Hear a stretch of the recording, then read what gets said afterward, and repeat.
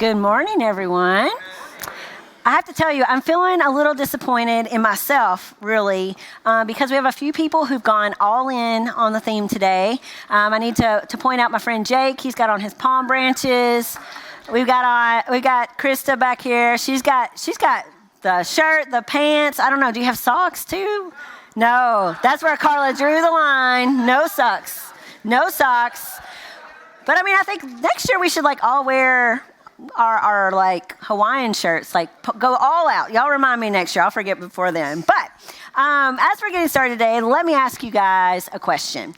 When was the last time that something so big and so wonderful happened that you just could not contain the joy inside, that you had to share it with someone else? You know, maybe something happened and so you immediately had to pick up the phone and call your best friend, or maybe you threw a party and invited everyone to come over to the house. Maybe you just got some news and you started dancing out in the middle of the public, it could happen, right? Or maybe you just blasted it out on social media. But I want you to think about that moment when something so wonderful happened that you needed to celebrate. And I want you to think about how you celebrated that in that moment. And then I'd like for you to turn and tell your neighbor about what it was and how you celebrated. All right, go. Don't be shy.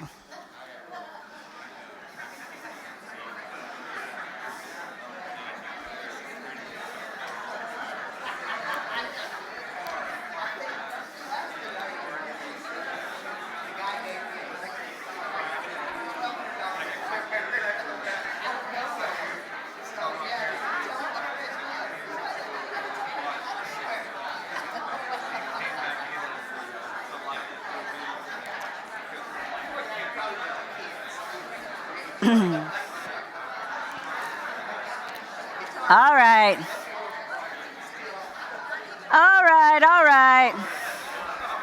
They're just getting louder. I say, okay, and it goes, up. Okay. All right. It sounds like a lot of good things have happened. All right. That's good. I like that. All right, somebody tell me, what's that good thing that happened and how did you celebrate?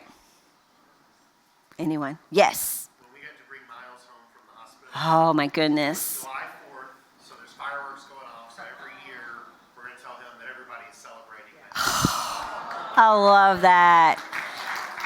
That's so great. Tell us how long Miles was in the hospital.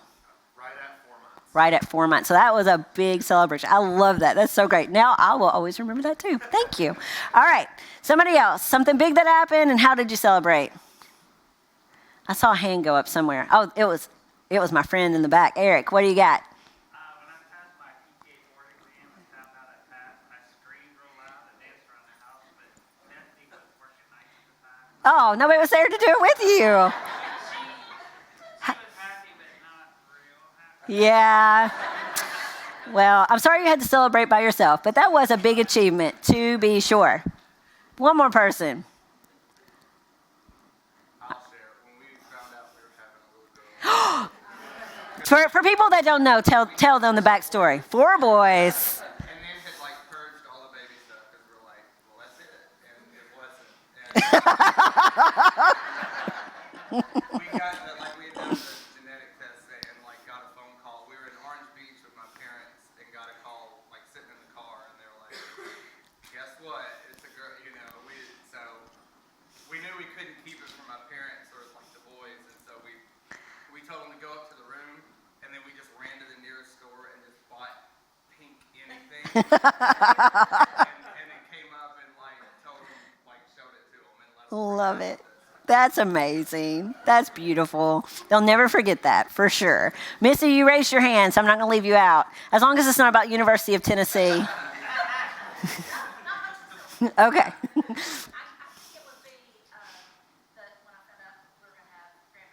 Yeah. The worst part was we just couldn't tell anybody yet. Right. Kind of me and Chris sitting there together going,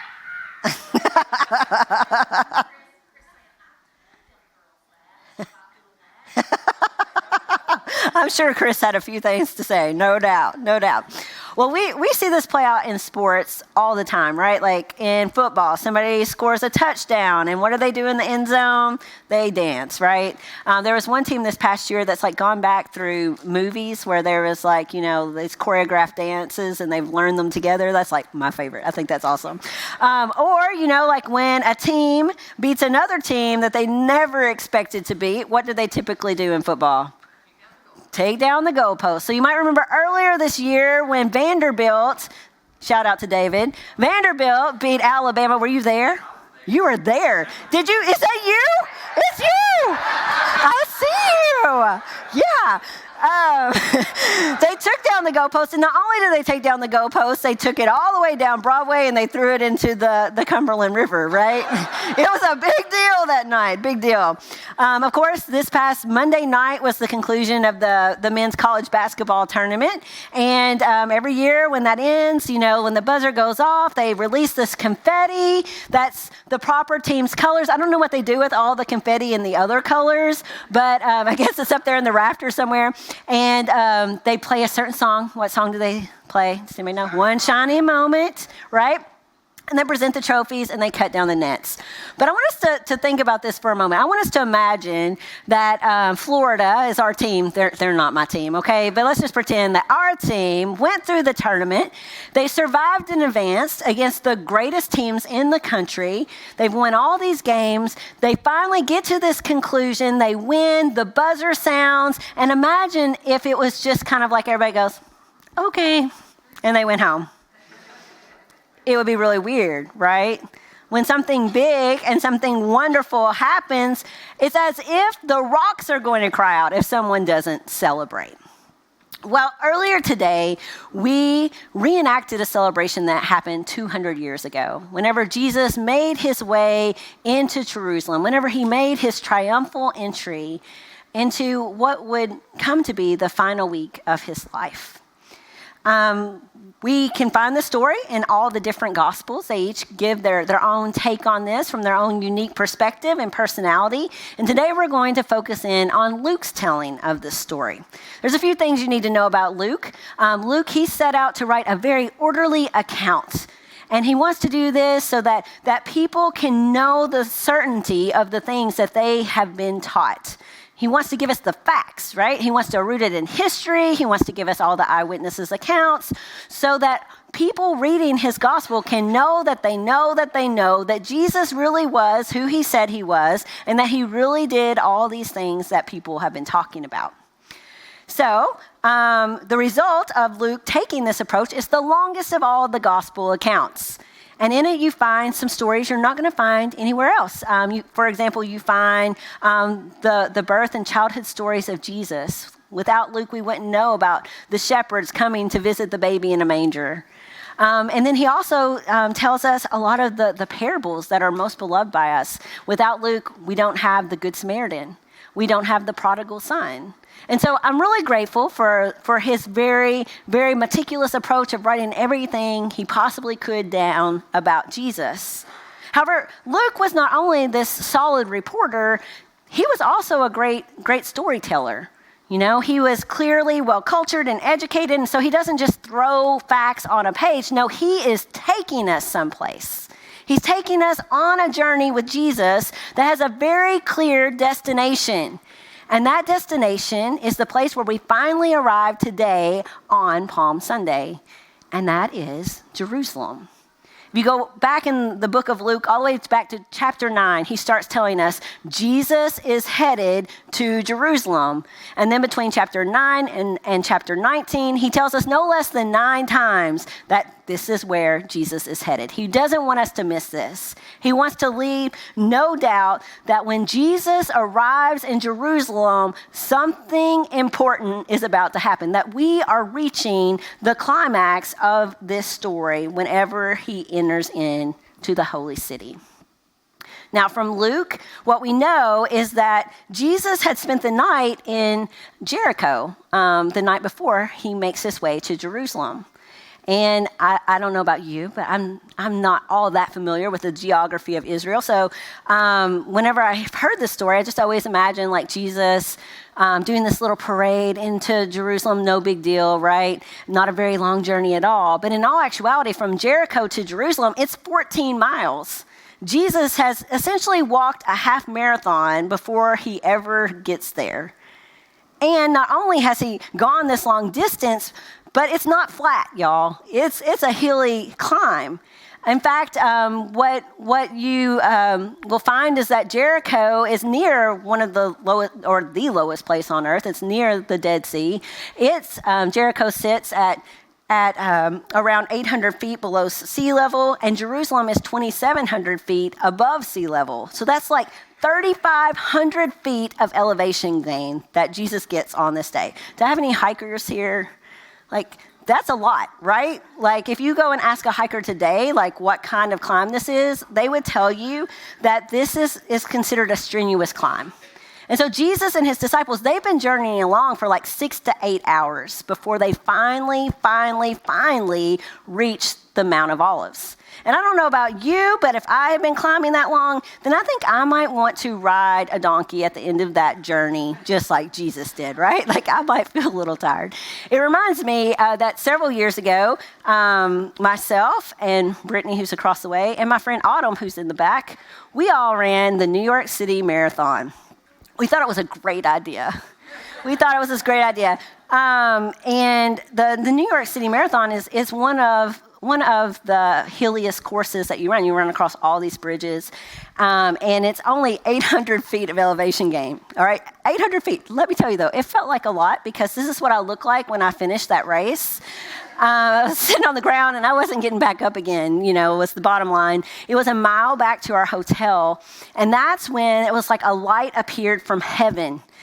It wasn't actually from heaven. It was actually like Christmas lights that was on a bike rickshaw, but it's same thing, right? Like, this rickshaw became my donkey in this moment. Jeremy went over, he secured a rickshaw for me and him and Lincoln, and then he got one for my mom and dad. And like, our victory lap after the marathon was driving through the streets of New York City. And when we finally got to the hotel, they stopped and Jeremy went to pay them, and they said, "That will be $200, sir." He said, "For both rickshaws?" They said, "No, for one, each of them." Worst deal ever. But it's the best $200 I've ever spent. I'm just going to tell you, it was great. So again, who could blame Jesus after this climb if he wants to ride a donkey on into the city? But Jesus, he must have been in much better shape than me, because that's not why Jesus rides the donkey into the city, okay? He doesn't do it because he's tired after this 14-mile, 3,500-foot climb, but rather he rides this donkey into Jerusalem because he's being a bit dramatic. He wants to make a statement. He's sending a message in this moment. And so that's why Jesus goes ahead and he sends a couple of his disciples ahead of him to get him a donkey. And not just any donkey, but it says a donkey that has never been ridden. It's an interesting little detail that Luke slides in there. So why is it there? Like, why is that important? What's the significance? Well, first of all, the fact that this donkey had never been ridden before points to the fact that something sacred is happening in this moment. Throughout Scripture, whenever an animal is going to be a part of something that's for God's service, that's for God's purposes, it was important that they had never worked, that they had never been employed before, that the very first thing they did was in service to the Lord. For example, in the Old Testament, there was the Ark of the Covenant. Maybe you remember reading about that in the Bible. Maybe you remember seeing it in Indiana Jones. No shame, okay? As long as you know what I'm talking about here. But the Ark of the Covenant, it contained in it the Ten Commandments. It represented God's presence amongst his people, and it got stolen. It got taken away by the Philistines. But whenever the Israelites recovered the Ark of the Covenant and were bringing it back to Israel, they weren't just going to haul it in. No, they wanted to make sure everyone knew that something sacred was happening in that moment. And so they put it on a cart, and they got 2 cows to bring it in, but not just any cows. They were cows that had never been yoked before. They had never worked. They'd never been employed. The very first thing that they did was employment to the Lord and service to him. And in the same way, the first time that this colt will ever work, the first time that this colt will ever be employed, will be doing God's purposes. It will be ushering in God's presence, God in the flesh, into the holy city of Jerusalem. And so the fact that this is a colt that's never been ridden is very significant. It is indicating to anyone who's reading this, like something sacred is happening in this moment. And if that wasn't enough symbolism, riding a donkey throughout Scripture always pointed to royalty. This goes all the way back to Genesis. Whenever Jacob is giving out blessings to all of his sons, he gets to his son Judah, and he tells him that he is going to bear the royal scepter. And then he says that he will tie his male donkey to the vine, the colt of his female donkey to the vine's branches. And from that point forward, whenever there is royalty that comes through Judah's line, you see that donkeys pop up in the story. For example, King David, he rides a donkey out of Jerusalem. His son, King Solomon, rides a donkey into Jerusalem. And then 200 years before Jesus comes into this world, there is a prophet named Zechariah who prophesies, who foretells that God is going to send a king. He's going to send the Messiah from the line of Judah, from the line of David, who's going to set things right in our world. And he's going to come riding into Jerusalem on, guess what? A donkey, right? And this is what Zechariah 9:9 says. It says, "Rejoice greatly, daughter Zion. Shout, daughter Jerusalem. See, your king comes to you, righteous and victorious, lowly and riding on a donkey, on a colt, the foal of a donkey." A little later in chapter 14, he says exactly where this donkey is going to be ridden into Jerusalem. He says it's going to be on the Mount of Olives. And so again, Jesus is making a statement riding this donkey into Jerusalem. He's wanting to make it abundantly clear to anyone who's paying attention that he is fulfilling this prophecy, that he is the one that Zechariah was talking about, that he is indeed the long-awaited Messiah, the descendant of Judah, the descendant of David, the descendant of Solomon, who has come to rule and reign. But I wonder if you noticed, as you were reading in this passage, one word that describes this king that isn't like the others, that seems a little different from what we would normally use to describe a king.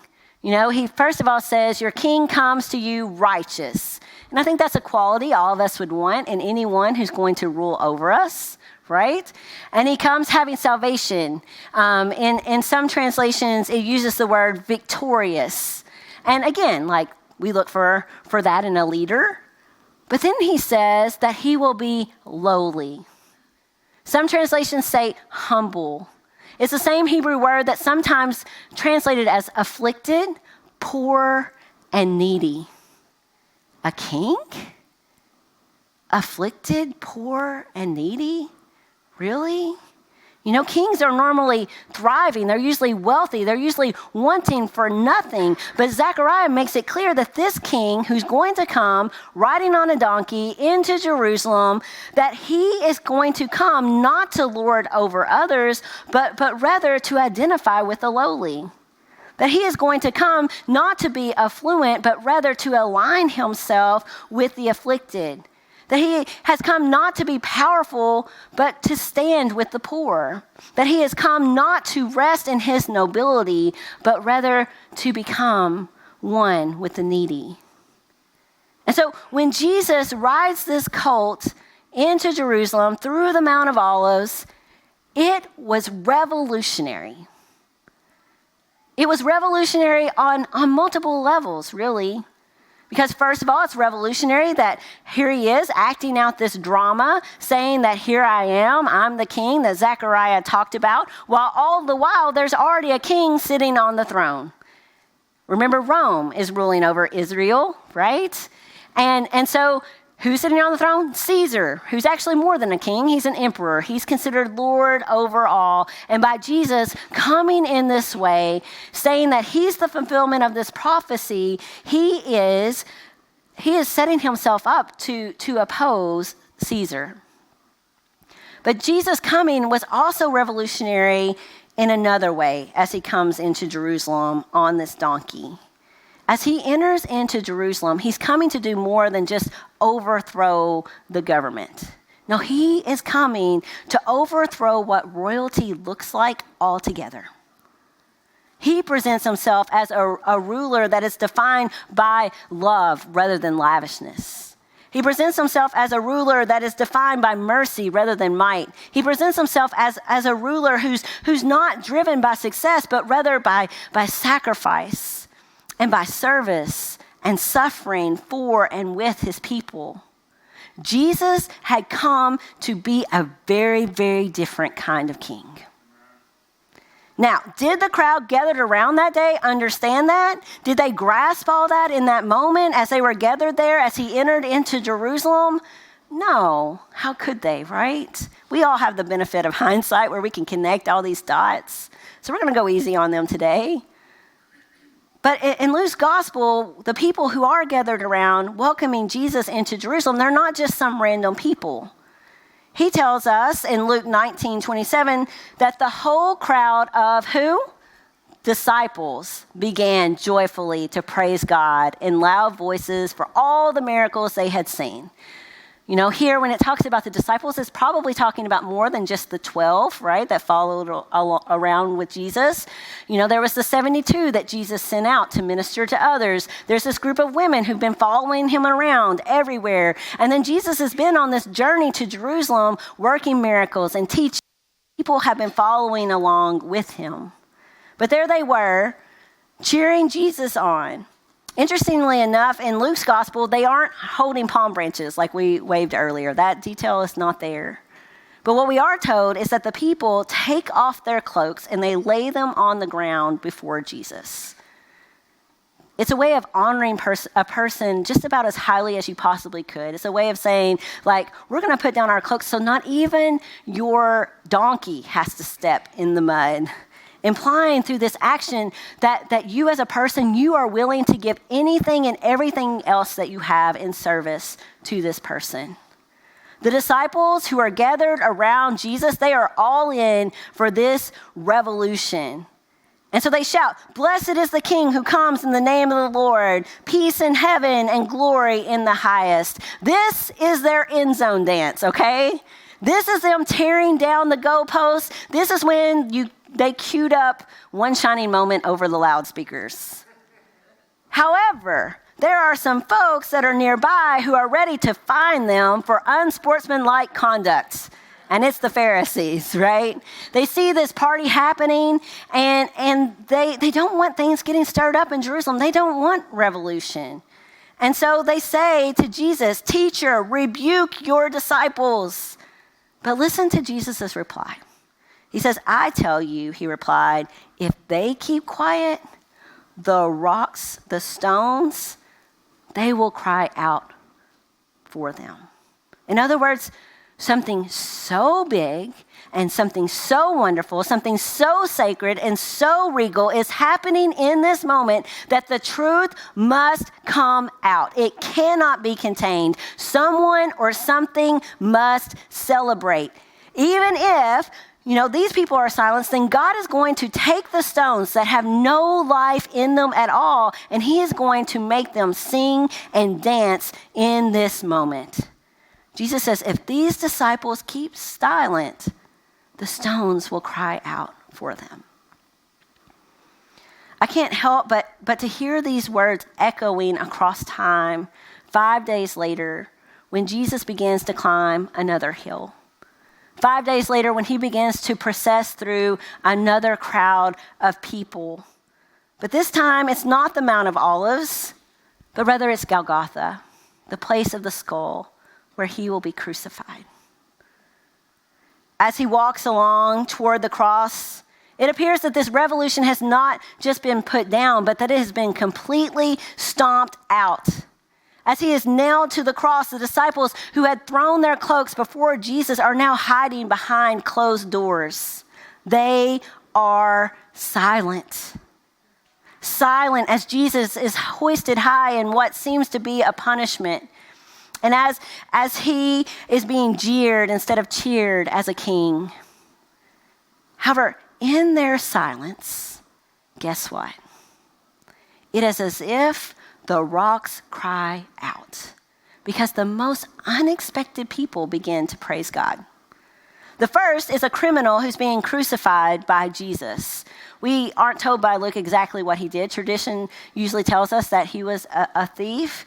But what Luke does make clear is that this person, this criminal that's hanging beside Jesus, he understands that he deserves to be there. However, when he looks at Jesus, he sees that Jesus has done nothing wrong. He looks at this man who is suffering right there with him without any good reason. He listens to Jesus pray for forgiveness of the people who are putting him to death instead of announcing curses upon them. And as this criminal is taking this in, he sees that Jesus is different. He sees that there is a different kind of king. And so he cries out to Jesus. He says, Jesus, remember me when you come into your kingdom. And Jesus promises him that he will. The second unexpected person is a Roman centurion who watches Jesus draw his final breath. We don't know what else the centurion had done that day. Maybe he was a part of beating Jesus on his way to the cross. Maybe he'd taken part in casting lots to take his clothes. Maybe he'd given the command for the nails to be driven into his wrist. Perhaps he'd helped to hoist Jesus up onto the cross where he would slowly die from asphyxiation. However, what we do know is as the centurion stands there and he watches Jesus commit his spirit into the arms of the Father, and as he watches him draw that last breath, that the centurion could not contain the praise inside of him. Luke says that he praised God. This Gentile who wasn't a follower of God at all, this centurion whose whole life was supposed to be about serving and protecting and worshiping Caesar, he cannot help but to praise God in this moment, and he too calls out. He says, surely this was a righteous man. When everyone else went silent, thinking that this revolution was just done, finished, over, the rocks in essence cried out.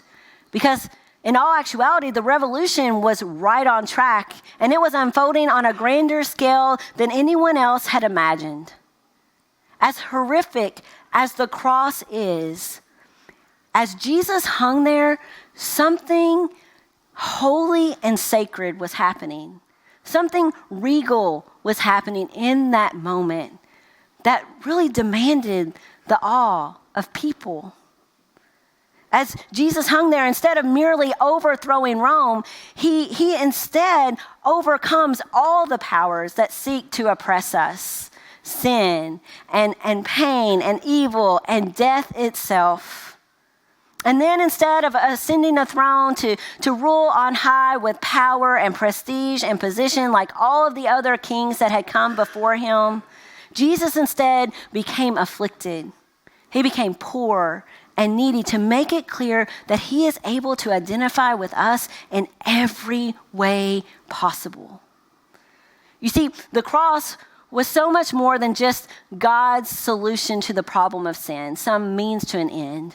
But rather the cross is God's most full revelation, his most profound revelation of who he is. It's there that we see his nature on full display. A king that is not distant, but rather a king who humbles himself to come near to us. A king who pursues us, who doesn't give up, but rather who comes after us, taking on the form of a servant. A king who doesn't look away from our pain and disdain, but rather a king who willingly suffers with us and for us to the point of laying down his life in the most excruciating of ways.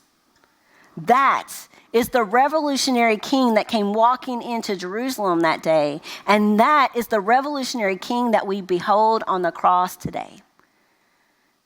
And so I don't know about you, but I don't want a rock crying out in my place. Each of you, you are given a rock or had the opportunity to get a rock as you came in today. And if you don't have one, you can sneak out and get one here in a minute. And then there's markers that are scattered across the room. You'll have to share with each other a little bit. But as you stand before the cross and you take in the fullness of who our God is, and as you allow yourself to experience the depth of the love that he has for you, what is the praise that you have for him that can't be contained? I want you to write that praise on your rock today. And as the band comes in place for us, as you finish, just come and place it at the foot of the cross.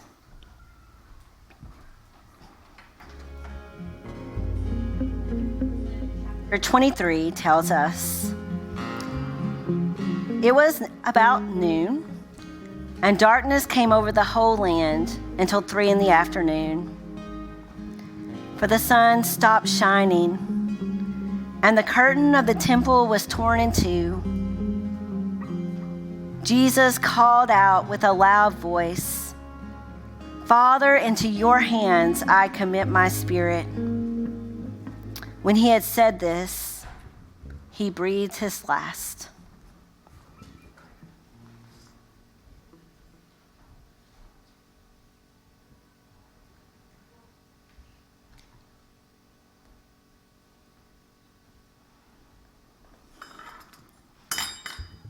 The centurion, seeing what had happened, praised God and said, "Surely this was a righteous man."